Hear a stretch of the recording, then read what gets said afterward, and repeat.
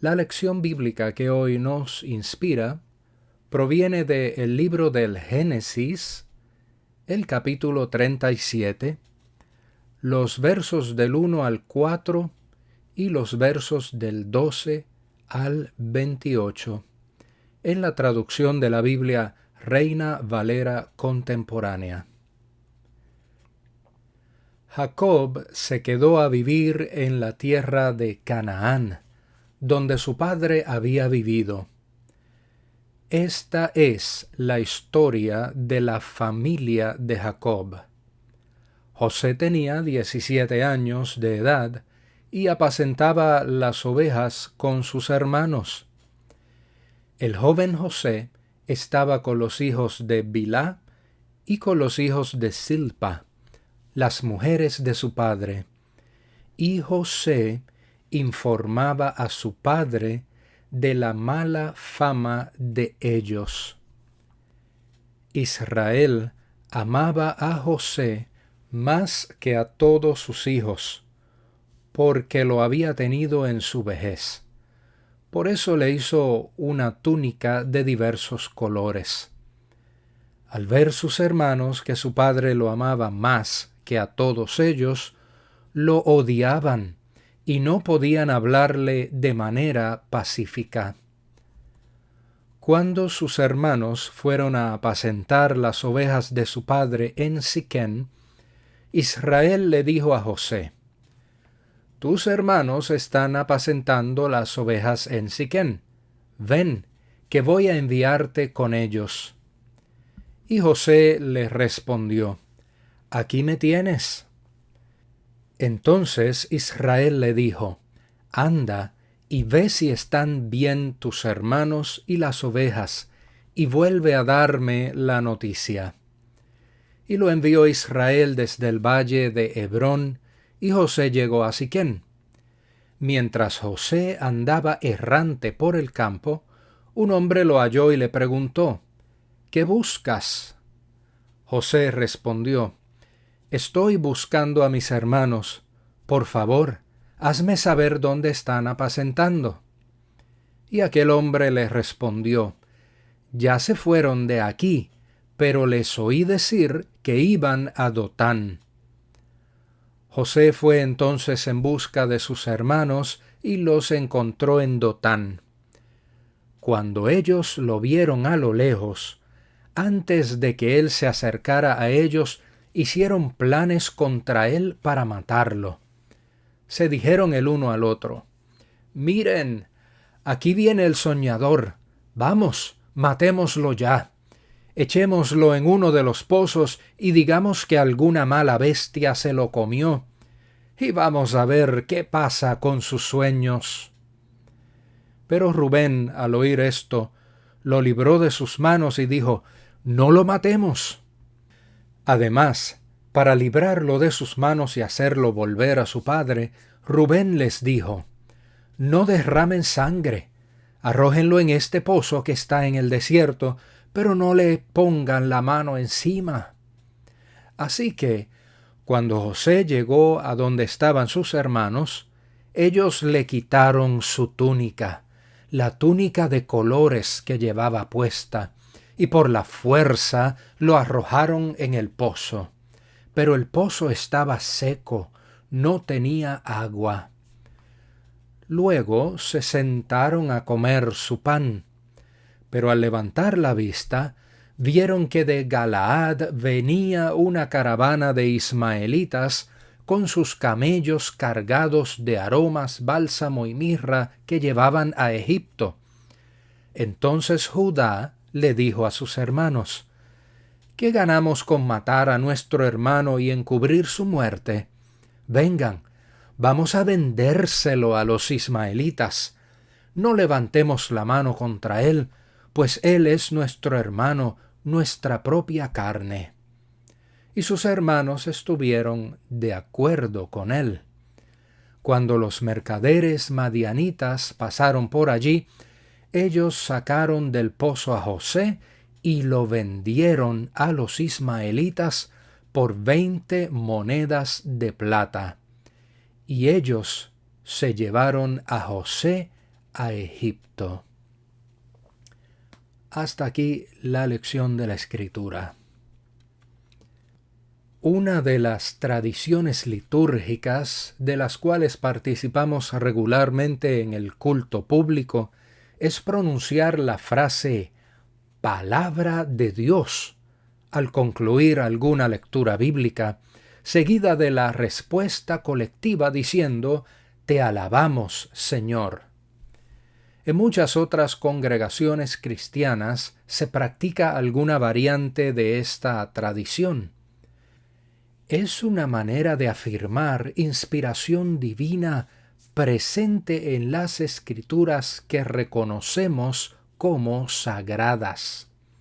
No obstante, confieso que hay narraciones y textos bíblicos sobre los que se me dificulta decir la frase palabra de Dios al concluir su lectura. Este es uno de esos.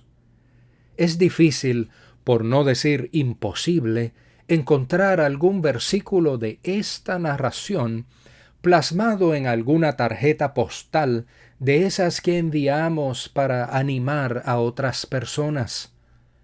Para ello tenemos otros pasajes como Todo lo puedo en Cristo que me fortalece, o El Señor es mi pastor, nada me falta. Jamás he visto un afiche con las siguientes palabras: Miren, aquí viene el soñador, vamos, matémoslo ya, echémoslo en uno de los pozos y digamos que alguna mala bestia se lo comió, y vamos a ver qué pasa con sus sueños. Esto nos debe llevar a reconocer que no todo lo que está escrito en las páginas sagradas es necesariamente literatura inspiracional y edificante. Sin embargo, el hecho de que forme parte del canon bíblico nos debe motivar a escarbar un poco entre líneas y prestar atención a lo que allí encontremos. En los primeros versos de la porción que hoy leemos se afirma lo siguiente: Esta es la historia de la familia de Jacob. Con esto, el narrador bíblico nos prepara para lo que vamos a encontrar de ahí en adelante. Jacob, patriarca descendiente de Abraham, ha sido renombrado como Israel como resultado de su lucha por la bendición divina. Al leer una introducción como esta, esperaríamos encontrar una familia compuesta por gente muy piadosa y devota, una familia de esas que la sociedad etiqueta como familia ejemplar. Pero lo que inmediatamente encontramos es todo lo contrario, una historia de intrigas, engaños, conflictos y disfunciones familiares. De entrada, la narración nos deja saber que Israel, o Jacob, tenía un hijo al que amaba más que a todos sus hijos.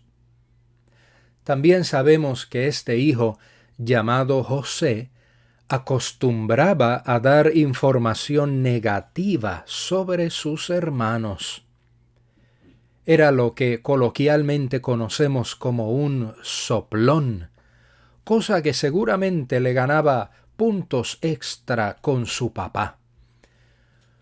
Una de las grandes lecciones de la vida, y es algo que solemos pasar por alto, es que nuestras acciones acarrean consecuencias, indistintamente si son buenas o malas.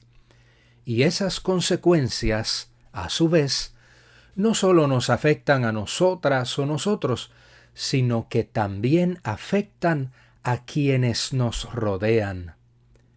Estoy convencido de que Israel no deseaba mal alguno para sus hijos.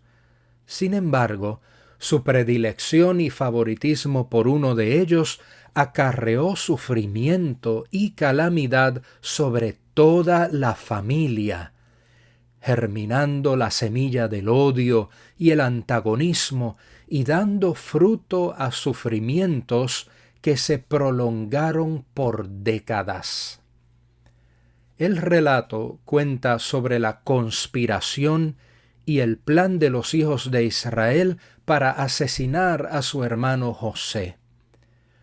Por otros detalles de la narración más extensa, sabemos que José era inmaduro y arrogante, pero su inmadurez no debía ser justificación para las terribles injusticias de sus hermanos.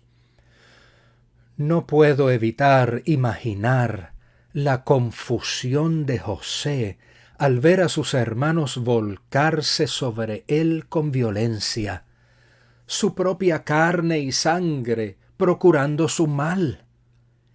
Imagino su sentimiento de humillación al ser despojado de la ropa de hermosos colores que representaba el gran amor que su papá le tenía.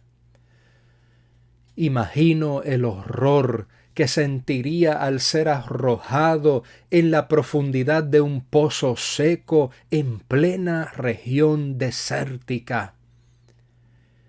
Imagino su angustia en el fondo de aquel pozo, rodeado de oscuridad, agobiado por la incertidumbre y ahogado por un mar de preguntas sin respuestas.